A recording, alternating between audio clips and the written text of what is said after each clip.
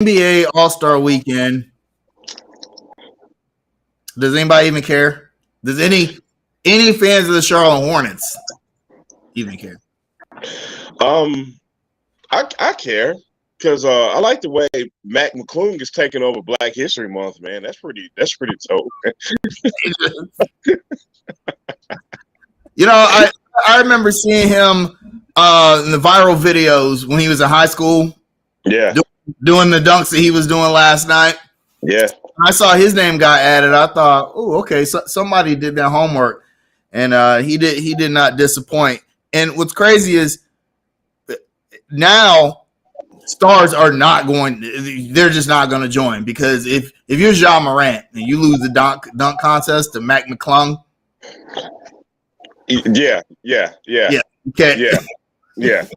No, which is unfortunate, man, because that's the way the NBA. That was the excitement of the All-Star weekend, was to see the stars participating in the dunk contest, man. And now they're all scared, man.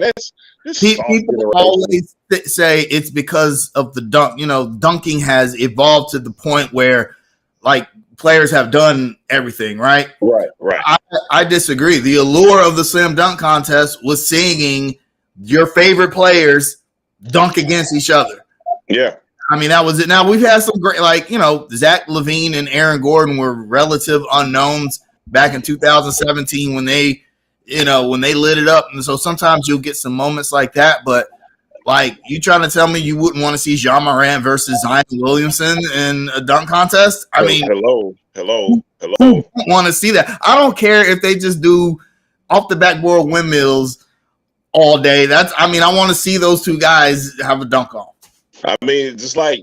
Kobe Bryant was in the dunk contest. Even though it was before he was big megastar Kobe Bryant. Kobe Bryant was in the Michael Jordan and Dominique Wilkins were in the dunk contest, man. The NBA All-Star Weekend is really, really missing that. Remember when LeBron teased everybody, said, "Hey, I'm going to enter my name in the dunk contest," and never did it. You know what I mean? I don't know, dude. It's different. Cats is scared. Something happened in the 2000s to where they was just scared. So yeah. But I don't know. I'd be scared of Mac McClung too. But like you said, Hornets fans, we don't have any representation in this damn All-Star Weekend anyway. None.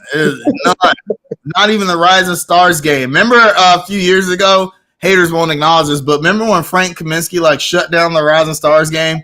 Remember when Miles Bridges took over the Rising Stars game? We don't develop talent here though, so I don't know. We got players in the G League All-Star game, not the All-Star game. Whatever. Yeah. Speaking of Rising Stars, let's talk a little bit about the Hornets, because actually the Panthers are the star of the show right now for reasons that we'll talk about. But it's All-Star break, and the Hornets, after the trade deadline, it was clear that they made a statement without coming out and making a statement that, okay, we're going to play the young guys. I mean, Terry Rozier sat out last game with a wrist injury. The man's wrist has been fine all year. He's got a wrist injury. Well, Kaiser, let me counter your argument. With the way that this medical staff is, he may have a broken wrist for all we know. He have a broken foot, and they're like, you know what, bro? Your wrist.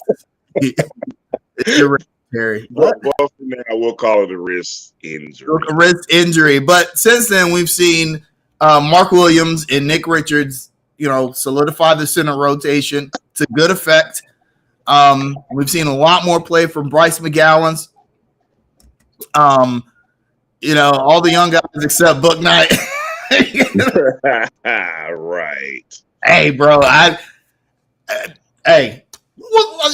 talk about that, because it does seem like even Zvides Mihailchuk, whatever. I'm not even gonna butcher his name. I had practiced his name actually.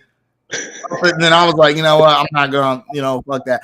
But even he is getting some playing time, and he's playing well, actually. He came out and he was very aggressive. My man Sweet came in the game with no fear whatsoever. I used to start shooting the rock like, yo. Hey man, Sweet reminds me of Kelly. When Kelly comes in the game, Kelly has one job. Sweet came in the game and said, "I got one job. I'm putting it up, man. I'm a fan. I'm a fan already." Yeah, he's like, this is my shot. I'm gonna take it to get in the NBA. Hey, look. This damn team ain't going anywhere anyway. So if I'm messing, not right, exactly. Yeah, yeah, exactly. But that begs the question: if he can get time on the court, significant playing time, why aren't we seeing James Bouknight and Kai Jones, two guys who I will remind everyone, lottery picks a couple years ago, and Mitch had to do some wheeling and dealing to draft both those guys in the same draft. And everyone was very, very happy that year that we got James Bouknight, and then somehow we moved up to get Kai Jones, who a lot of people don't realize this. He was the number 2 rated big man in the draft that year. But after the trades and we're seeing like all the young guys get this playing time, those two guys aren't getting any. It's the JT Thor, Bryce McGowan show. What are your thoughts on that? Well, with Kai Jones, I think he's battling a foot injury because you got to remember, man, that was a shot of him on the bench with a brace on his foot, which was kind of puzzling because it's like, okay, when did that happen? So that means he got his shoulder.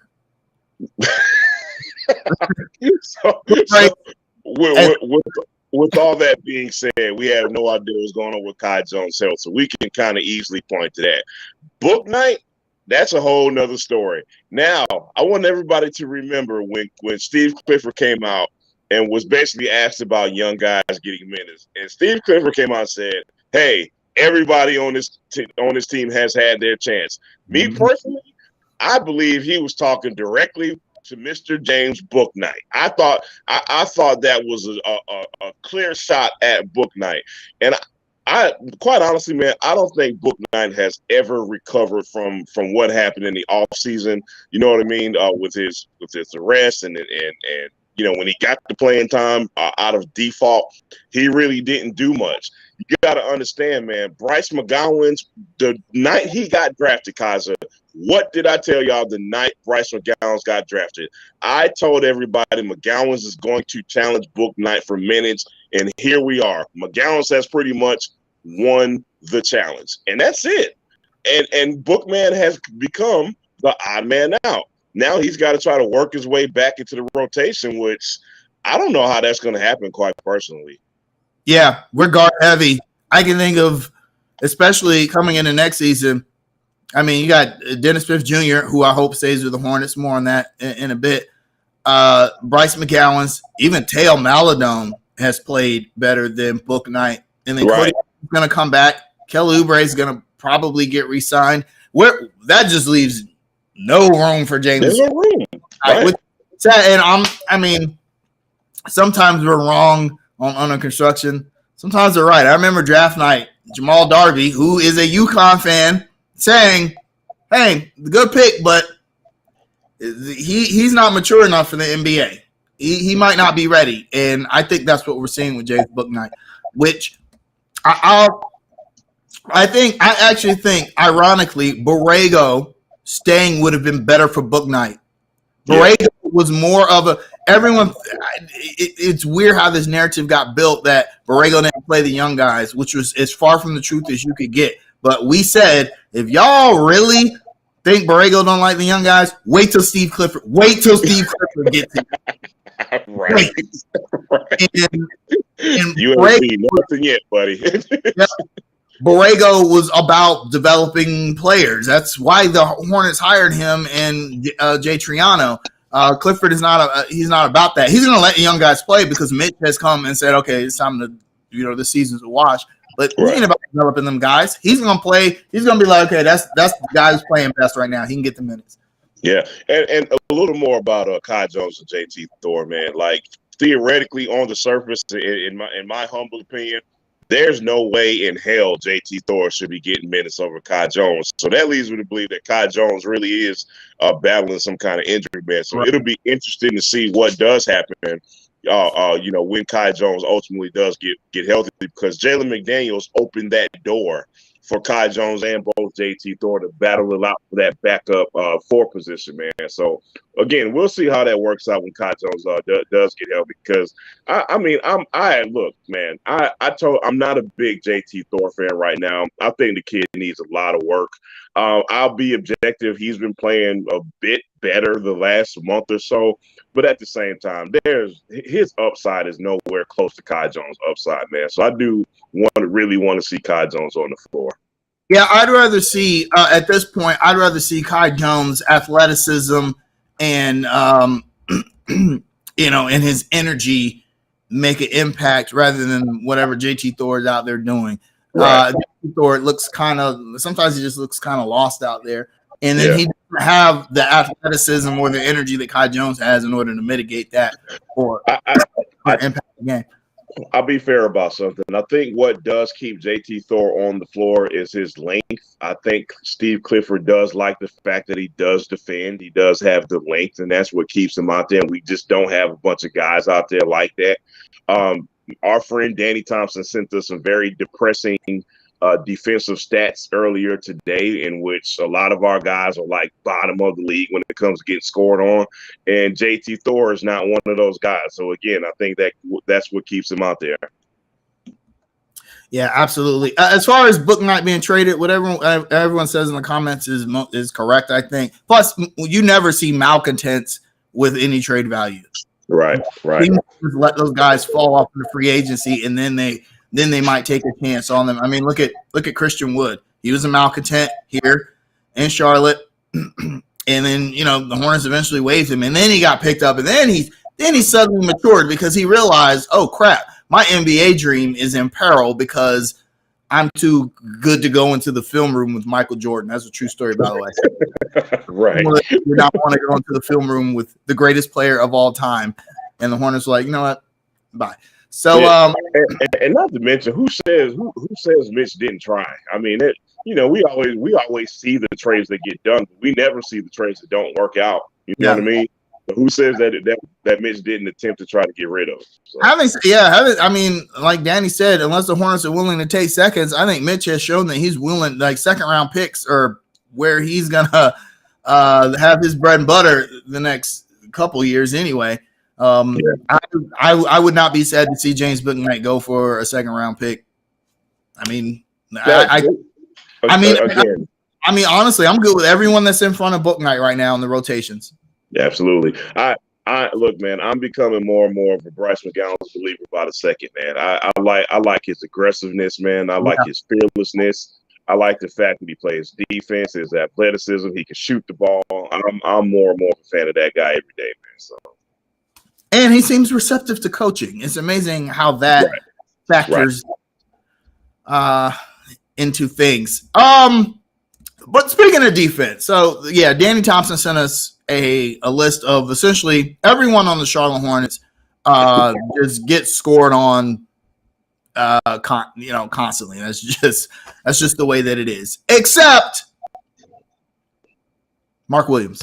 Now I need Danny to pull I would love for him to pull the numbers on Mark Williams because the difference that he makes just being in the paint has been very, very noticeable. Nick Richards too, to some extent, but Nick Richards isn't quite as good a defender or overall player as Mark Williams. I think Mark Williams has a slight advantage in a lot of key areas, but Mark Williams has started 4 games since the trade. In those 4 games, he is. I'm bringing my splits up. He's averaging 11 points and 8 rebounds a game, which isn't bad for your first 4 games as a starter in the NBA. Do you think now? It's funny because the day that Mark Williams got his first start, Jalen Duren had like 1 million points and 1 million rebounds. Right. Something like that. I don't know. But do you think Mitch made the right move with Mark Williams? Because I'm a believer in Mark Williams. I kind of think that our search for a center is over. I'll tell you like this. I'm completely satisfied. There's not much reason to not like the Mark Williams pick. And even if you look at the numbers, one of my favorite sayings, Kaza, is, numbers never lie, but they also don't tell the entire story. And I say that with Mark Williams because he does a lot of stuff to me that doesn't show up on the stat sheet. Mark Williams has a very high awareness for a rookie on the defensive end, and I'm not just talking about the lane, the rim protection, and the block shots. I'm talking even beyond that. His awareness is very high.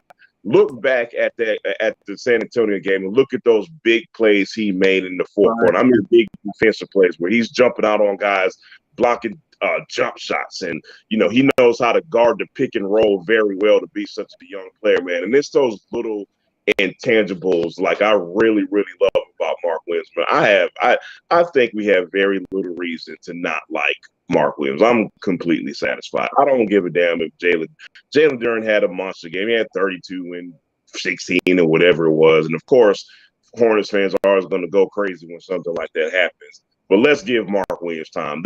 His time is going to come where he's going to put up those numbers as well. So I'm not mad at all that, man. Absolutely. The Plumlee was on as much as we love Plumlee for what he could do offensively, we knew that he was a defensive liability, and he was on Danny's list. But I don't think we'll ever see Mark Williams on Danny's list. But even on top of that, Kaza, I think with Mark Williams being in the lineup, the other guys that we saw on that list, they're eventually going to get those numbers are going to improve because of Mark Williams, if that makes sense. You know what I mean? Yeah. I don't know. Sometimes when you have a reputation, players latch on to that regardless of whether it's true or not. For instance, I'll give a perfect example. Steph Curry has a reputation of not being a good defender. And that's really not as true now as it once was. Steph Curry has led the league in steals 3 times, okay? Right. He's doing something right on the defensive end, but as long as he had that reputation, whenever Steph Curry D's up somebody, they're thinking, Steph Curry can't guard me. So that's something LaMelo Ball is going to, who was on the list, by the way. In fact, he was number 1 on the list. That's something that he's just gonna have to deal with as he improves defensively. Guys aren't gonna be scared of LaMelo Ball checking him, especially in pick and roll situations where he seems to be the weakest. So I think that's gonna come with improved coaching, which brings us to the next question. Someone floated the idea of the Hornets hiring Udoka. Let me say this. The next offseason will be. I feel like such a broken record, and I feel like this is such a high. But you know what I'm about to say, right? Yeah. The next offseason the Hornets have will be the most important offseason they've ever had, and if they really want to swing the bat. Look, I'm gonna take it a step further. I'm gonna dramatize this even further because why not, right? What if Michael Jordan sees all this stuff Dave Tepper's doing? Dave Tepper has hired the all-star coaching staff, which we're going to talk about in a second. What if Michael Jordan sees, you know what, man? This last offseason was pretty terrible. I got to swing the bat too. I got to do something drastic too. You mean to tell me hiring Ime Udoka is a bad idea? Not to me. Sorry. Listen, I think we all can agree Steve Clifford was a bridge hire anyway. I don't think there's not one person that would agree that Steve Clifford was going to be the long-term solution to being the Hornets head coach. So again, if the Hornets really want to swing the bat and make a splash and gain some respectability, for lack of a better term, it's not a bad idea. That, to me, is the reason why you would hire Ime Udoka. You need to regain some respectability in the league because the Hornets have none at all right now, okay? Even LaMelo Ball's popularity has waned. I want you guys to go on YouTube and go search LaMelo Ball and see how many negative videos there are about him, which a year ago it was like Wait, Kaiser. Wait Yeah. a damn minute. There- No. Yeah. Yeah. Because his fans told us Yeah. that we're nothing without LaMelo Ball, and it was Borrego's fault It was we. Borrego. No, It's that can't be funny true. how now that Borrego's gone, we don't see those people. Where they at? Why are they so quiet this year? Yeah. They are definitely quiet this year. Why is that? Go So ahead. I think Udoka would be great for that. Just bring some respect to it. The only thing about Udoka though is that What, hide your girlfriends and you watch? I'm sorry. well, no, yeah. I mean, you got to do that with the Hornets anyway. We know there was a second party after the Spurs win. We know that, okay? And I think Gordon Hayward that's why he's playing so well lately. He's like, you know what? Maybe I'll go. Maybe I'll go to one of these finally. But no, the thing about Udoka is that the Celtics did not miss a beat when he left. Not a single. You would have never thought that he was gone. I'm talking like the day after they fired him. Right. They still won. And hell, they might have got better. yeah, exactly. It's like, okay, that kind of, it's like, so how much of an impact did you really make if your team is still a championship contender? In fact, the Celtics are better than they were last season. I mean, before the Kevin Durant trade, you could easily say that they were the favorites to win the whole thing. That's the only thing that bothers me. Like, how much of an impact? Your coach has to make some kind of impact, right? No doubt, right? How much of an impact was he making in Boston, and how much of an impact would he make here? Having said that, though, I think he's a better coach than Steve Clifford is right now at this point in their careers. And like you said, hiring him would gain some respectability. I think, despite what Ime Udoka is known for, like the reason that he left. And that's a good point by Jamal. Isn't that part of Jason Tatum's jump, though? Wasn't, and that could very well be. But it depends. Some people feel like the coaches don't have a lot to do with the jump that players make. I know that we have people in the Hornets group argue that point to death, that players just either get better or they don't. Now, I'll say one thing about Ime Udoka. I know just from watching interviews and seeing clips, he is very hard on his point guards. Well, let me rephrase that. He challenges his point guards a lot. And I actually think that'll be a great thing for LaMelo Ball to have somebody like that. I think LaMelo needs to be challenged. I think if we all want to see that jump, and let me be clear, I think LaMelo is in the process of making that jump, and we're going to see it next year regardless. But I think Ime Udoka would really help LaMelo Ball become like a MVP caliber type of guy, man. Seriously. If LaMelo hadn't been injured most of the season, he would have been an all-star this year. No doubt. Absolutely. Yeah, I think he would have. He's gotten the numbers. He just doesn't have the games. And as much as we criticize LaMelo Ball for a lot of things that he does on the court, I have seen he's made some small leaps in maturity. Like, I know it was just the Spurs. Like, they're trying to get Wemby too. But I saw some things in that game that made me say, okay, LaMelo is figuring stuff out. Like, for instance, like LaMelo, I think, is starting to realize, hey, when I attack the basket, no one can really guard me. Hey, I'm 6'8", and I got and I'm fast. And what are we gonna do when I go to the basket? And so he's starting to do that more instead of getting enamored with try to be Trae Young and shoot logo threes. I mean, he still do that, but I think that someone like Udoka, I think, would be able to harness the positive aspects of LaMelo's game and say, hey, man, do we really need a logo three when we're down by 1? 25, right. Right.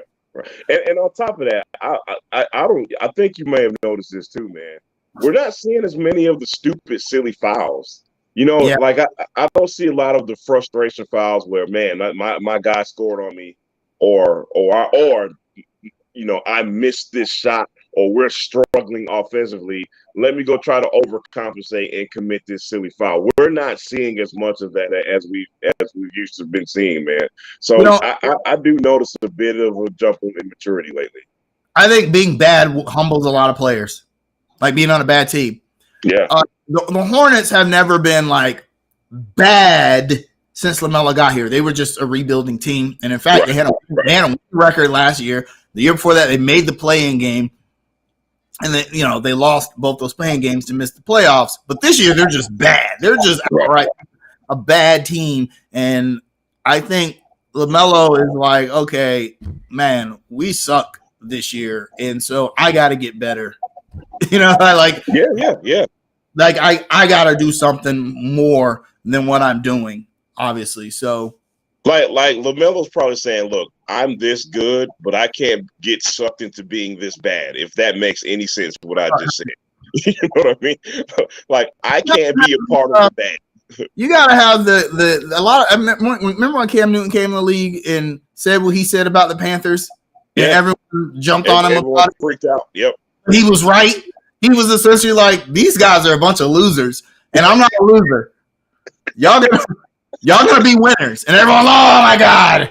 Oh, it's all about Cam. Well, I mean, the Super Bowl 2 years later. So we still haven't recovered since he left. So we'll talk about that in a minute. But yeah, LaMelo needs to do the same thing. He needs to be like, look, man, hey, y'all got to get on this.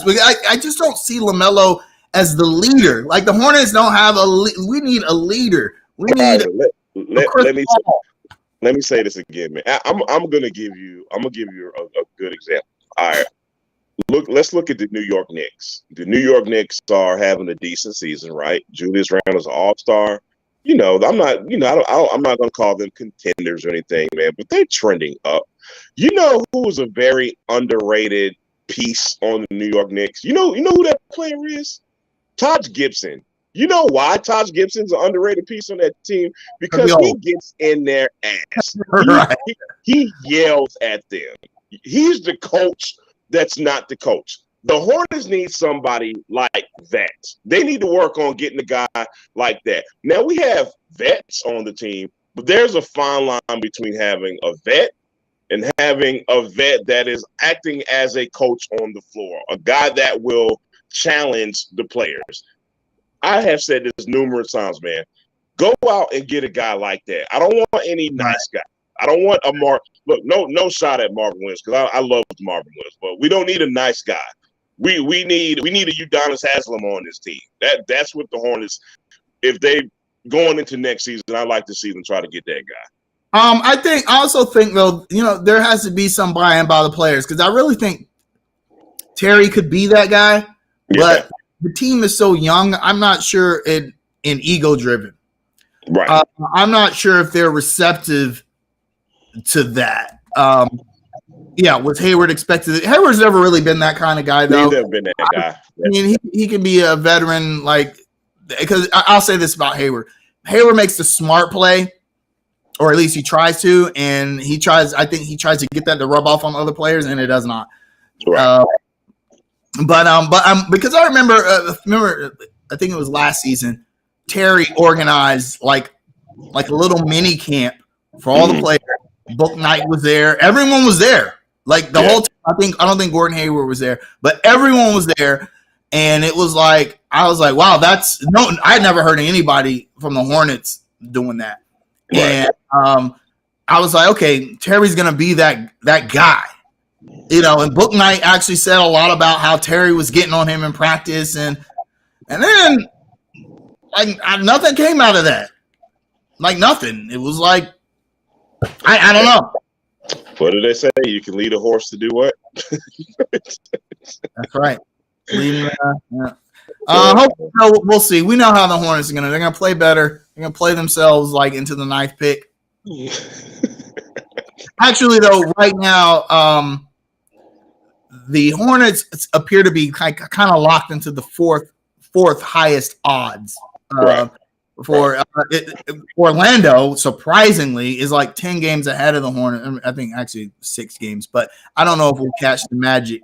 And then the top three seem to be like the top locked in. Yeah. three. But the difference in being having the fourth most odds in the top three is 2%.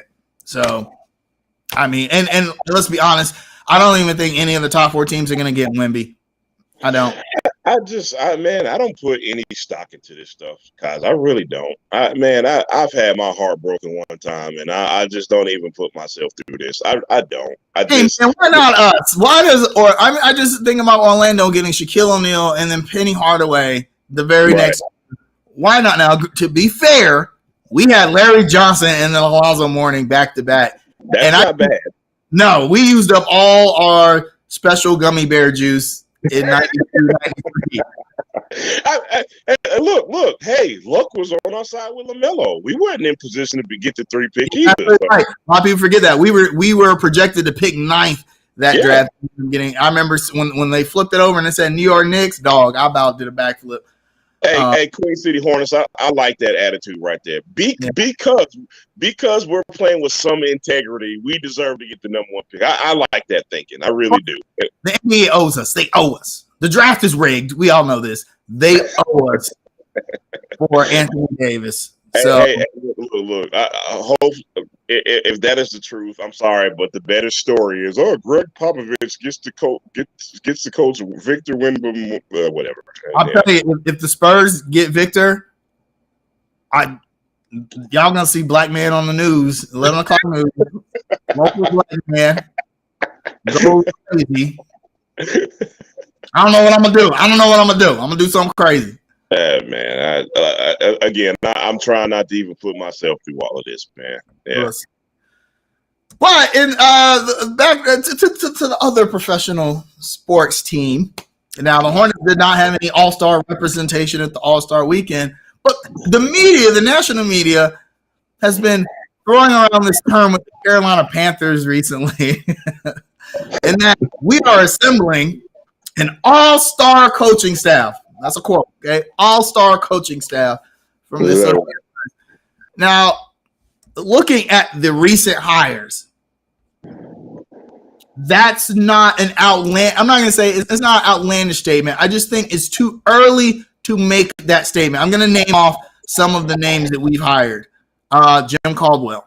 Yeah. Tom Capers. As an assist defense coordinator to Ejiro Evero, who was Denver's defensive coordinator in Denver this past season. Peter Hansen is the linebackers coach. James Campen is the offensive line coach. Deuce Staley, running backs coach. Josh McCown is the quarterbacks coach. And then today they just announced that they're hiring D'Angelo Hall as the defensive backs coach. Yeah. That's kind of crazy. Not bad at all.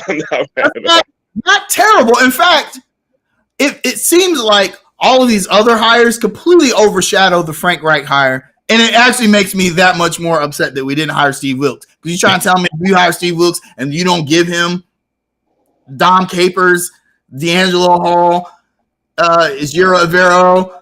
Right. Now you're trying to tell me he wouldn't win with us? But I digress. We're talking about Frank Reich here. That's a really, really good staff. But is it an all-star staff? Just like you said, it's way too early to say that. And listen. Let me be very, very clear.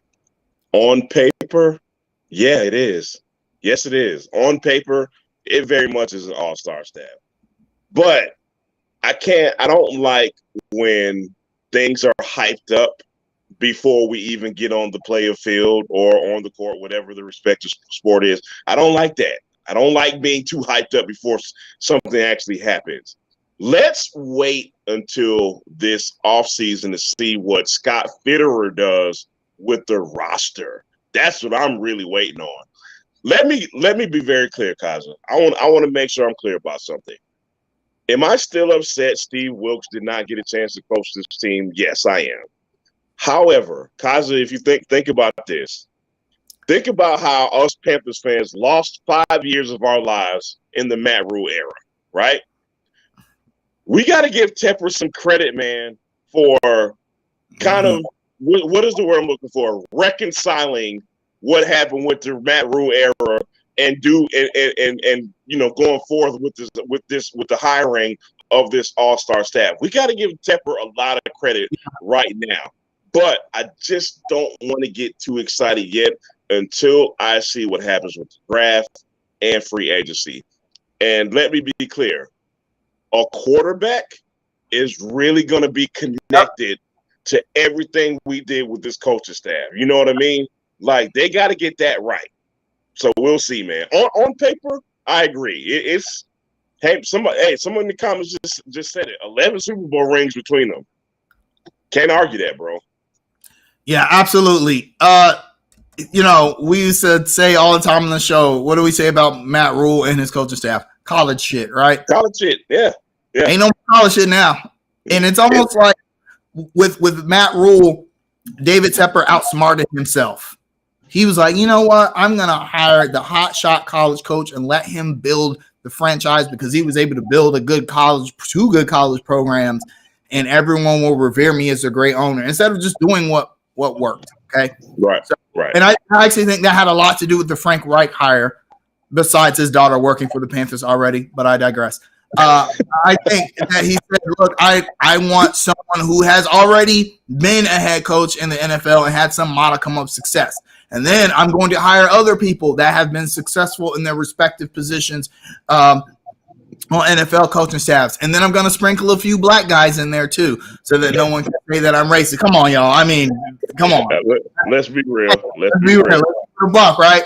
But I think in doing that, but hey, let's be fair. At least he put some qualified black. There's so far these black coaches have some cachet. Let's be clear about that.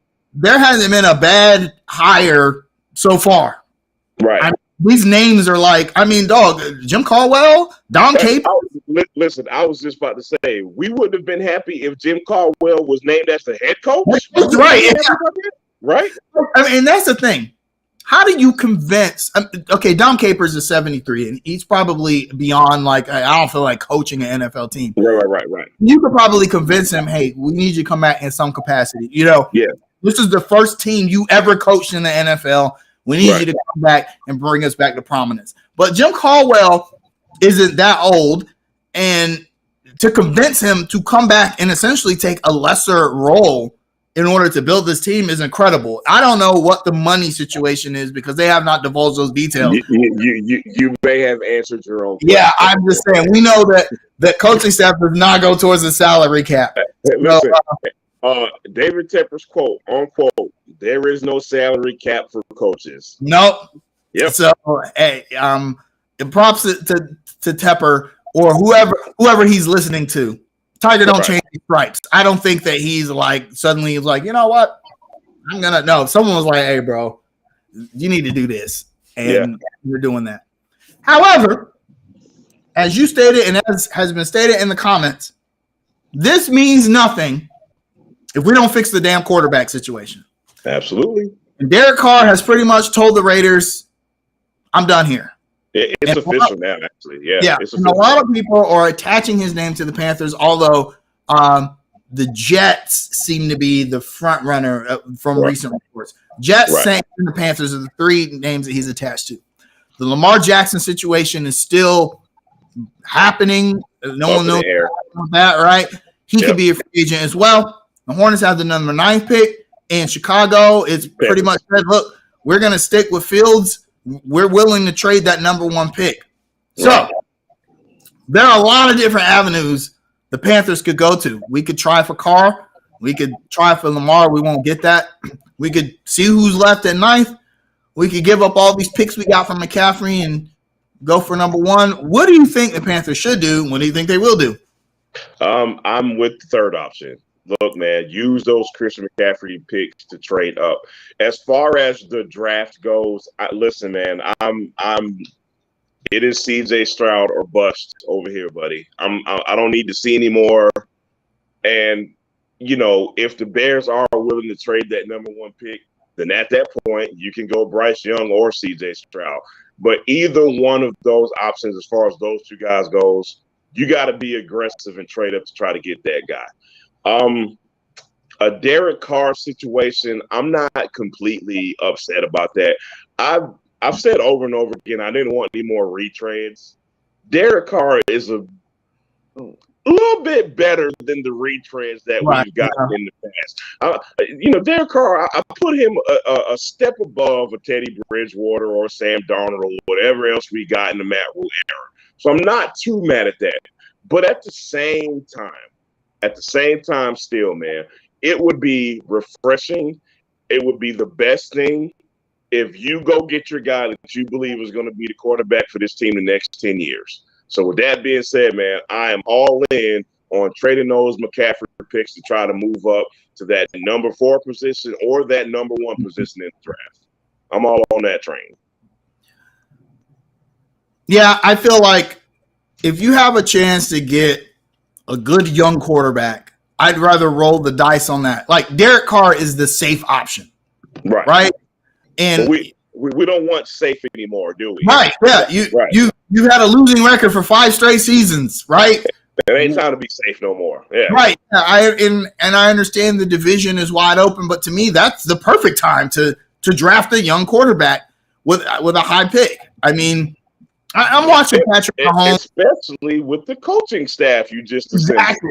I'm watching Patrick Mahomes, and I'm mad because congratulations to the Chiefs, by the way. But I'm mad because I'm like, why not us? Hell, I'm looking at Jalen Hurts, and I'm like, why not us? You know, right?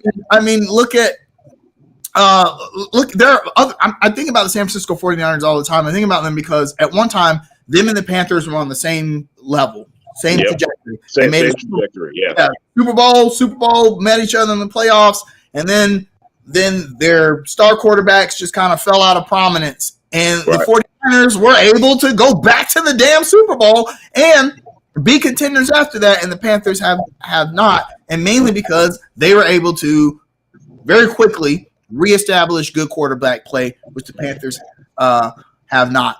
Yep. So I wouldn't be upset at Derek Carr but Derek Carr is kind of like a okay, win now for the next 2-3 years, but not be a serious threat.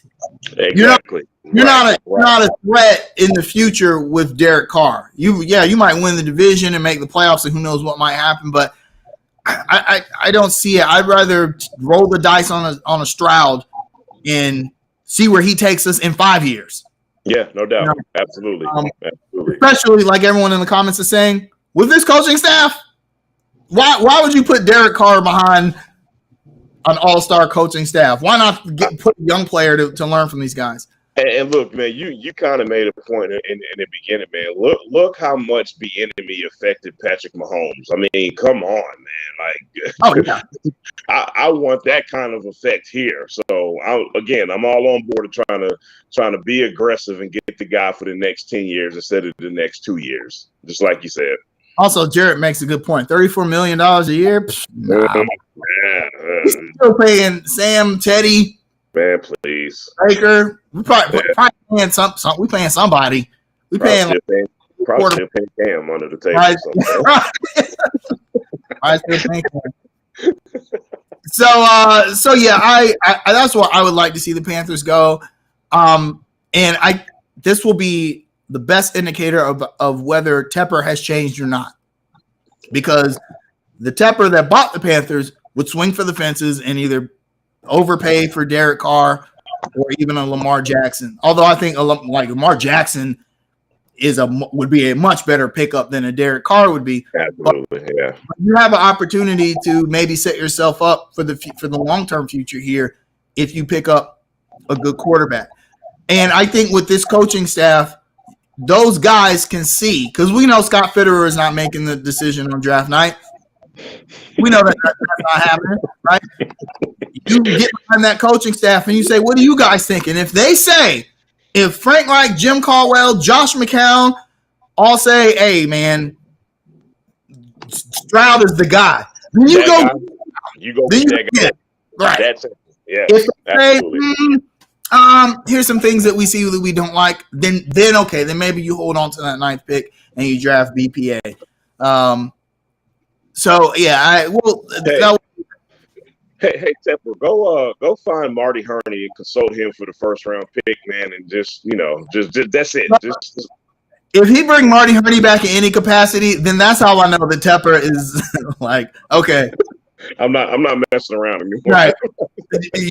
I would give Hurney a special position, first round draft consultant. That's it. Right. That's it. Hey dog, who you want to pick? You don't pick all these yellow jackets in Panthers history. At least 5 of them on my count. Well, 5 if you count Cam.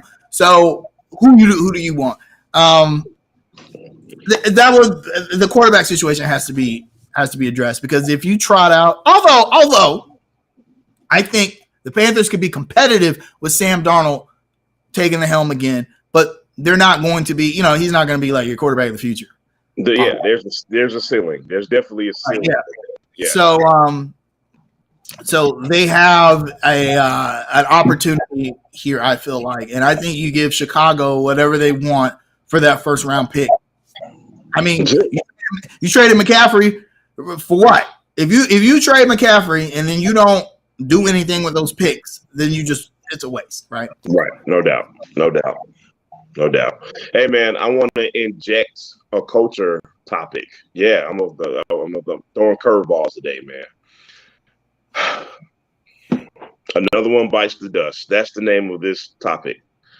So some Nashville developers have bought out the structure that neighborhood theater, Boudreaux's, what else? The whole block, the whole block, basically. Nashville investors have bought the block, and I forget the price. If you can, I'm sorry, I don't have it.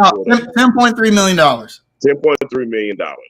Now, word on the street is nobody knows exactly what's going to happen, but many are fearful that our dear neighborhood theater is probably going to be a casualty of that, man. I can read your mind, guys. I already know what you think about this, but let our fans know, man. What's going on, man? And what do you think about another developer coming in and sucking some more soul out of Charlotte?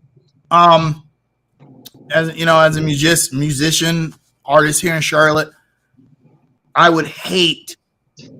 Like, it would pain me to see the neighborhood theater go. I have actually performed. I actually opened for Slum Village at the neighborhood theater, which is I think I was there, actually. Right, yeah, that was like the pinnacle of my career as a local rapper, right? However, this is the price of progress, right? Like, we want Charlotte to be a world-class city. So, what's going to happen? This happens to every world-class city. They look and they say, okay, where are the hot spots? Where are people making money? NODA? Okay, we want in on that. How do we get in on that? Oh, neighborhood theater's been in financial trouble for the last decade, which they have been. Neighborhood theater shut down 3 or 4 times. Yeah. If the guy that owns the block and someone says, hey, bro, I'm going to give you $10.3 million. You got to take it. There you go. Where do I sign? Right? You got to take it, yeah. Gotta take it, right? Because I that's the point people are missing. I think some people are like, well, I get that, but no, there is no but. Put yourself in that guy's shoes. You got bills to pay, right? The neighborhood theater it's a very old building. It's difficult to maintain and upkeep. Even when they pack out a show, they don't even really. I'm assuming they don't sell enough. They can keep the lights on. Who wants to deal with that? Right, like we want the person that owns that block to deal with those hardships for us. For selfish reasons, but we're not thinking about them and their families. Exactly, right. At the same time, we don't even support, like, Charlotte cats don't even support the stuff that goes on there, but we get mad when. Don't get me started on that, sir. Don't get me started.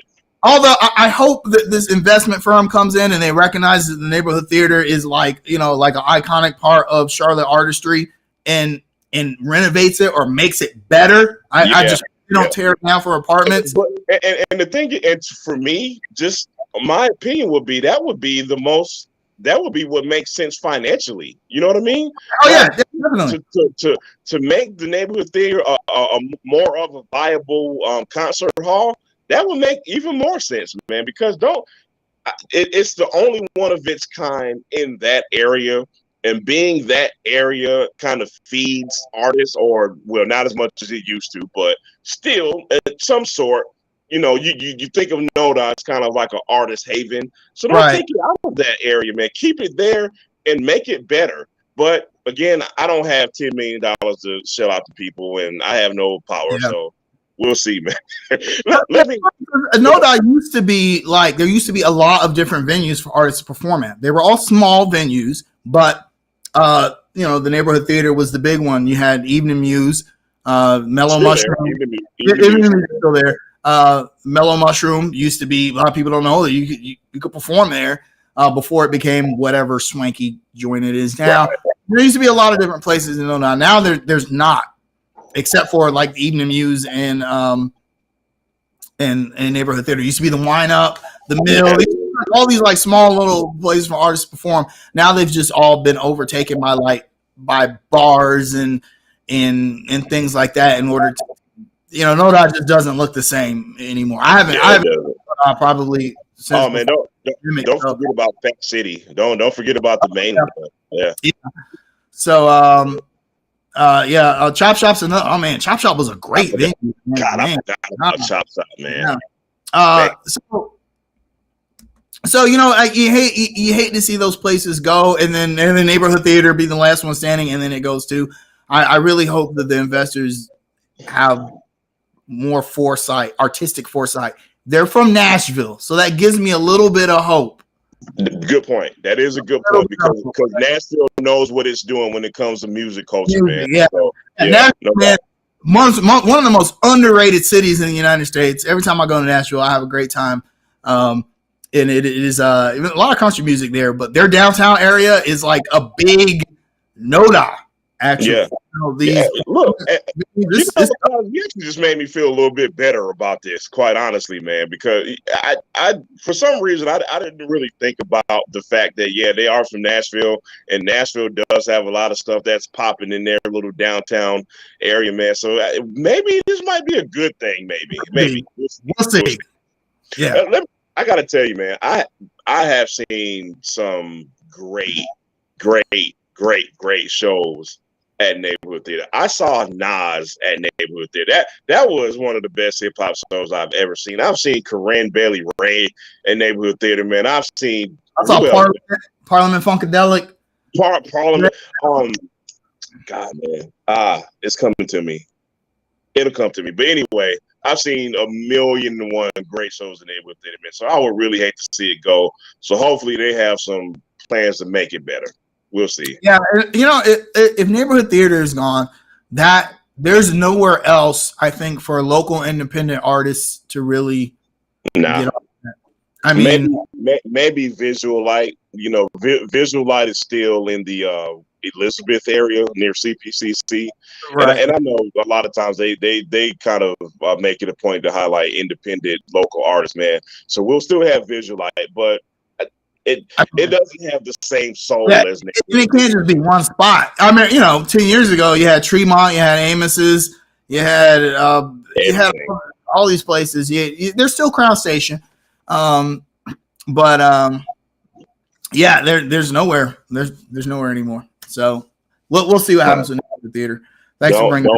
Don't suck all the soul out of Noda. I mean, it's very little left now. I mean, maybe a new. I'm trying to think what areas would be the new Noda, because Noda was grown out of the fact that it was a bad place to live because the property value was so low there. Yeah. Artists in Charlotte who were broke, the starving artist trope, had nowhere else to live. They would go to North Davison, and it was so cheap to live over there that's essentially where all the artists congregated, and it kind of grew into what it is. And it's it's weird to see what used to be like Dope Fiend Central in Charlotte become like this trendy gentrified place.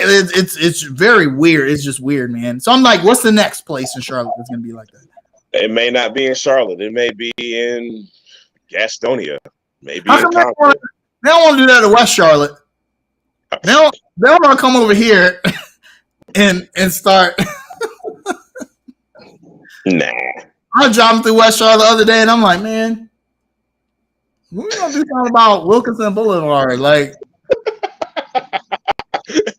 I think that is last on the list. I think that's way down at the bottom of the list. for those of y'all who don't know, years ago when Obama came to visit Charlotte, they purposefully did not drive him through West Charlotte. That's where the airport is, okay? The airport is in West Charlotte. And they didn't want him to see West Charlotte. So they just drove like straight to I-85 to downtown, even though it's faster just to it's very quick just to hop on Wilkinson Boulevard. But they was like, time out. How did they don't let the black president drive through the black side of town? Really, y'all? Yeah. They didn't want him to see that, bro. They didn't want to see Wilkinson. Wilkinson freedom? No. He's from Chicago. You mean to tell me he used to seeing? Take that man down Tuckasegee. Which is weird that they are gentrifying Freedom Drives very slowly. Like that first half of Freedom that's closest to right, yeah, all that. It's very new. Yep. So maybe they'll get to the other part of West Charlotte. Hey man, I don't know if you've ever been to Chicago or not, but I guarantee you the worst parts of Chicago, boy, they make the worst parts of Charlotte like crazy. Yeah. So I don't get that one. You got to shout out. I see some stuff happening on Glenwood Drive. I ain't even gonna talk about, bro. Hey man, is that CD Hotel something? You know, never mind. We don't. Shout outs. Do I have any shout outs? Okay. I will shout out the Jetta team, who was led by my man A King, who's a promoter here in Charlotte. And the last maybe 6 months to a year or so, I've been kind of thinking to myself, like, man, I hope Charlotte is not losing some of its soul, especially for 40-plus-year-olds like me and you, Kaza. You know, like our what is the word I'm looking for? I guess the entertainment that we seek out is a little different from the normal African-American 40-year-olds. And I'm just like, I hope Charlotte is not losing some of its soul when it comes to that. Last night let me know that it is not, man. I attended a very fun event called Off the Wall. They did a tribute to Mary J and Nas, and it was great, man. I had an awesome time last night, which is why I look so damn tired today, because I am very tired today, man. But anyway, it was a great event, and it just let me know, man, that Charlotte is just not losing its soul like I'm fearful of sometimes, man. So great event by A King and the Jetta team, man. I think the next one they're doing a Biggie tribute. I'm looking forward to that one, man. So shout out to them. That's my shout out for today. Dope. I'm gonna have to check out the next one. You know, I don't ever leave the house, but I may leave the house for that. Shout outs. I don't really. Let me shout out the Carolina Hurricanes because they're good. Like favorite to win the Stanley Cup this year. Good. Hey, Kaza, real quick. Do you notice the Hornets sucked this year? The Panthers sucked this year. The Carolina Tar Heels suck. NC State sucks. Duke sucks. UNCC football was god awful. Carolina may be the only good team in North Carolina right now. Pro or college. If I'm missing somebody, y'all let me know. But the Hurricanes they're so good right now to where, like, if they don't win the cup, that would be actually very disappointing if they don't win the cup, especially considering how they lost last year in the playoffs to the Rangers. They've been dominant this year, man. Yeah, they played. They actually played an outdoor stadium game in NC State, and it looked absolutely incredible. They had their new black jerseys, which I'm awesome. To somehow justify spending $250 on because them joints is hot. And it was great. They ended up being the Washington Capitals, but it was really cool. Like I like seeing hockey played outdoors. It just looks. Something about it, I don't know. Like all sports outdoors, I kind of wish the NBA would do the same thing. I understand you maybe can't. You don't want like Augusta win to like right. Perry shot off or whatever. But But yeah. Props to them for being the only good team. But college basketball, they have when I guess when the Michigan State plays Duke or somebody, they play on the ship. They play on the Navy ship. So Yeah. I don't know. Hey man. Plus, look at how big. Remember when street ball was big? In the early 2000s, they outdoor. I mean, Rucker Park, like literally 10,000 people go to watch games at Rucker Park. So yeah, maybe the NBA will do. I don't know. The NBA kind of weird, man. You remember when people try to put street ball and one players on the same level as NBA dudes? You remember there was those guys. So here's let me speak about that real quick because I just watched the N1 documentary a couple weeks ago. It's very good, by the way. If you grew up in that era, because I was a huge N1 fan, I was a huge street ball fan, and that blew up at the perfect time because the NBA sucked when Michael Jordan left. For like people don't remember from like 98 to LeBron James got drafted. Even the short stint when Michael Jordan came back with the Wizards, the NBA was trash. The drafts were trash. The ratings said so. The ratings told you how bad it was. Happened was Vince Carter winning the dunk contest in a pair of N1s, right? Right. And even I, though, as much as I loved street ball and N1, I understood that those guys were not NBA players. Like, yep, same. There was only two people I felt like could have maybe gone to NBA. Well, one, Skip to my loot, Rafer Alston, had a really good NBA career actually, and I was mad that in the 2009 NBA Finals he got pulled for Jameer Nelson and they ended up losing, and I think they might have won actually if Skip had stayed in, and then the guy Ali Mo, who rest in peace, he passed away some time ago, but he was good. He was like 6'8". He could do it all, and there was talk about him. Like NBA scouts were looking at him, and it just never came to fruition. Yeah. But yeah, that was go watch the documentary, and then after you watch the documentary, the professor has a really good video on his YouTube channel where he talks about that documentary and what it got wrong, and other things. It kind of puts that whole era into perspective. Funny clip, man. Iman Shumpert said, what's my man named Hot Sauce tried to come out there with real NBA players. Said they call him Ketchup. Said they call that man Ketchup. Hey, man, Sauce, though, actually, Sauce actually does this thing on occasion at Atlanta Hawks games during the halftime or timeouts where he comes out on the court and they have a fan come out and then they try and guard him for 24 seconds. And if they keep him from scoring, they win, something. They never do because he's Hot Sauce. But it's something for coming out there. So, I mean, it's weird because those guys to current NBA guys are kind of legends. Even though they didn't play in the NBA, everyone realizes that they couldn't play in the NBA. Although I think nowadays, because the NBA, you can travel, you can do all kinds of bullshit that you couldn't do. Right. But the professor does this thing on his channel where he meets NBA players and he shows them some street ball moves. And they all say the same thing. Oh my God, I used to grow up watching you. Like it's crazy that Professor even talks about that in one of his videos, how like he wishes he could have gone into the NBA. He was just he was a short white dude, so like we won't go get the calls. But he never says how much money he got paid from N1, but he was like, hey, I've like made out pretty good, Yeah. So oh no, their merchandising was I mean, I'm pretty sure he wasn't the only one. So but yeah, it's weird. I do wish the NBA would do something different with All-Star Weekend. That's my last shout at. I didn't I just wasn't excited about it. I think the skills challenge is dumb. I think it's stupid. I never liked it. I'd rather see like a one-on-one King of the Hill type tournament. Put some cash up.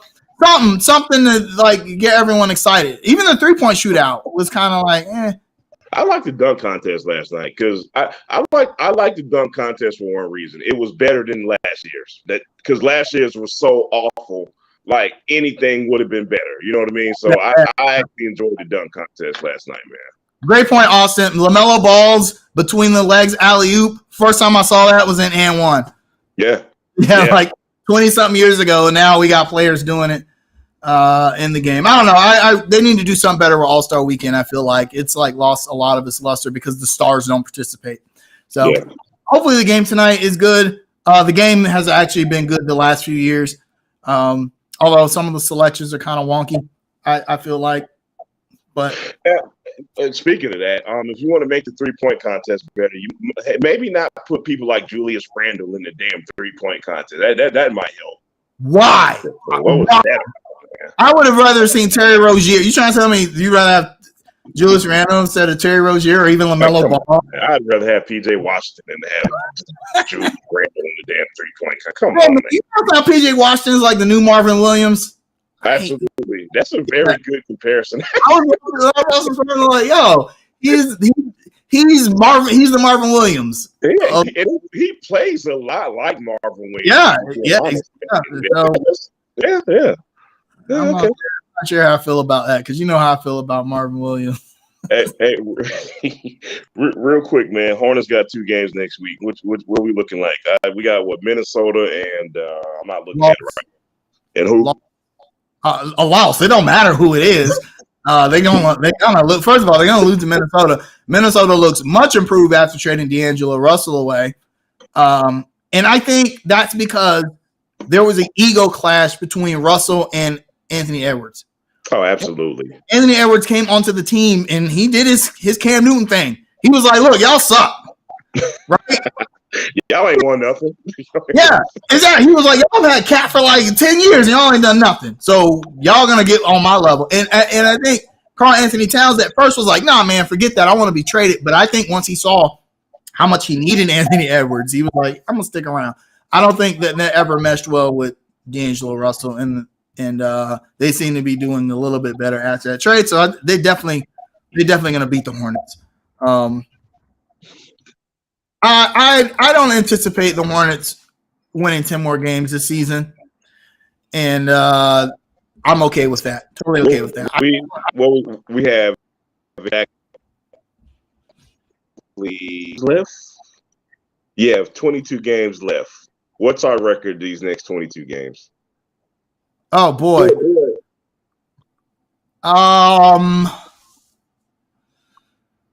10 or 12.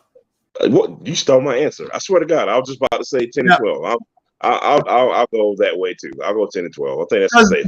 That's not easy. Their next few games after the Timberwolves, they play the Pistons and the Magic again, which, as we all know, that don't mean anything. Like we could get blown out by the Magic or the Pistons. Look, that used to be easy wins, but not so much these days. 10 and 12, I think, is what they're gonna do, and that's gonna be not enough to move them past the Orlando Magic for the fifth best odds, and they'll still. I think they're kind of locked into the 4th best odds. Yeah. So no doubt. I don't care as long as I get to see Mark Williams, Bryce McGowan, see the young guys play. LaMelo Ball actually did make a surprising, not maybe surprising, but he said he liked playing with Mark Williams, which, like, I hope that fosters into a relationship like he had with Miles Bridges. Mark Williams doesn't seem as, he doesn't have the same kind of swagger that Miles had. Right. Like, honestly, that might be a good thing. That actually might be a refreshing thing on this team, quite honestly. So we'll see. Real quick, you think Miles coming back? Yeah, absolutely. Hell yeah, I do. We didn't talk about that, man. We didn't talk about how Mitch Kupchak finally came out and told us what was going on after how many months. So, real quick, I know we're going long. And if y'all still out there with us, thank you. I know we're going long. Mitch Kupchak finally came out and said, "Hey, the NBA is doing an investigation. We'll know more after that investigation is done." That right there let me know that they are very much interested in bringing Miles Bridges back. They are, in my opinion, anyway. Yeah. So people don't realize that Mitch Kupchak is very aware of his legacy. Everybody in professional sports is, right? There's been this narrative that I think can be challenged people feel like that we haven't hit on draft picks under Mitch, and I'm going to disagree with that. Okay, I disagree with that as well. Absolutely. Right, but I feel like if you look at a guy like Miles Bridges, okay, who Mitch picked at 13, well, I forgot. Like they did draft Shea Alexander and traded, but essentially he was the 13th pick.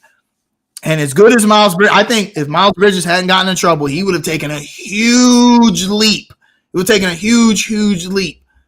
I think Mitch feels like, okay, I got to hang my hat on a guy like Miles Bridges because I picked him. Right. And he's good. He's an all-star caliber player, right? So I'm going to ride with that guy. And he really wants to re-sign Miles Bridges. Yeah. They're going to wade through these troubled waters. You know what I mean? They're going to go on their apology tour. Miles Bridges is going to probably serve a suspension. They're going to go through all of that, and ultimately they want him back on this team. And not to mention, I want you to think about it like this. Aside from what transpired with Miles Bridges, let's take that out of the equation for a second, okay? Just think about the setback it would be for the Hornets if you don't retain Miles Bridges. Oh, yeah. That's a big setback. You know what I mean? Like, you can't replace him. The guy that's supposed to be one of your cornerstones, your leading scorer from last season. Yeah, I think they're going to just try to work through whatever happened with Miles Bridges, man. After this, if they do end up getting Wemby, I don't think that Miles Bridges is such a priority. That's a curveball. That's a curveball. Or even if you end up with someone like Scoot, I think that you kind of say, okay, well, maybe we don't need Miles as much. But we're missing Miles. However, if you look at how the last offseason went, and I'm gonna say this again, man, Michael Jordan has got to be like, damn, man, we gotta really, really have an A+ offseason. The next offseason. And Miles Bridges has to be included in that if you want an A+ offseason. And I know a lot of people are going to be like, man, I don't want to do my team like what he did was terrible. I get that. Trust me. Please believe me. And listen, I want to be very clear. I'm not going to be upset if they don't retain Miles Bridges. Let me be very clear about that. But in terms of just strictly in terms of your roster and making your team better on the basketball court, if you truly want an A+ offseason, which I think they do, I think they're going to work through it, man. I think they ultimately are going to do what they can to retain him. Think about this. Let's say they do get Wemby. What if the Hornets say, you know what, this is our chance to stack the deck. We're going to re-sign Miles. You got LaMelo, Miles, Mark Williams, Wemby. Because at that point, from a basketball perspective, you mean to tell me you don't get excited about that? Really? Yeah. No, it's going to be some Hornets fans that are like, no, man, see, LaMelo don't got the keys. By the way, under construction fans, someone tell me what that means, getting the keys. No one's been able to tell me. Does LaMelo have the keys or not? I just got to know. Okay. But that, yeah. And this is going to be – I'm actually excited about the offseason because I want to see, like, they say it's not like when you get knocked down, it's how you get back up, right? The Hornets got knocked down last offseason. They got knocked out. Yeah. I want to see what they do to come back, especially with a potentially high draft pick, how this works out. This is going to be LaMelo's last year before his rookie extension contract negotiations. I'm excited about that. So, okay, one last question. If we got Wemby, would he be the 4 or Mark be the 5? Mark should be the 5. Yeah, Mark can't. I don't think Mark can play anywhere else. And from what I've seen from Wemby, he probably fits better as like a stretch 4. Yeah, no doubt. Same. Stretch 4, maybe even a 3, like that Kevin Durant kind of role. I don't see him. Although Wemby, is an outstanding defender. Like, he gets in the paint and he blocks shots. Yeah. But he blocks out on the perimeter. Right, yeah. But I feel like if you could have Miles or Mark stabilize that 5 position, I just don't see like Mark Williams as a backup. I think he's proven that he could he could be starter material, right? I mean, I think you do the David Robinson, Tim Duncan thing with him. And absolutely, because you got Victor who can stretch the defense out and shoot threes. So you can easily put him as a stretch. Well, I mean, think about Giannis. Giannis could really play 5. You know what I mean? Right, But with Brook Lopez being by his side, you put him as a stretch 4. Just so the same thing can be said about Victor and Mark Wins. But again, see, questions like that get me all excited, and I get my hopes up. So Swag, don't do that to me today, man. Nope. I'm not trying to hear Victor because I'm not trying to get excited. Nope, not doing it. Nope. I feel you there. See, that's what happens. We start visualizing next year, and oh my, nope. Now y'all not doing this to me. Not doing it. Nope. I'm prepared to get Cam Whitmire or somebody fans don't want at all. No, not doing it, man. Nope. I'm with you there, Jamal. I'm prepared for the worst, hoping for the best. That's how I feel about the draft. So I think about all the Spurs and Pistons and Rockets fans thinking the same way we are. Man, we get Wemby and we put him beside Christian or whatever. You know, it's like not doing it. Nope. All right. Hey, y'all enjoy the All-Star game tonight. Even though ain't no Hornets in it. Right. Yeah, I'm gonna enjoy it. Yeah. I'm gonna watch LeBron. I'm definitely gonna watch. So we'll see how it goes. We will see how it goes. But y'all have a great weekend. We will see y'all next week. Panthers All-Star coaching staff. All-Star.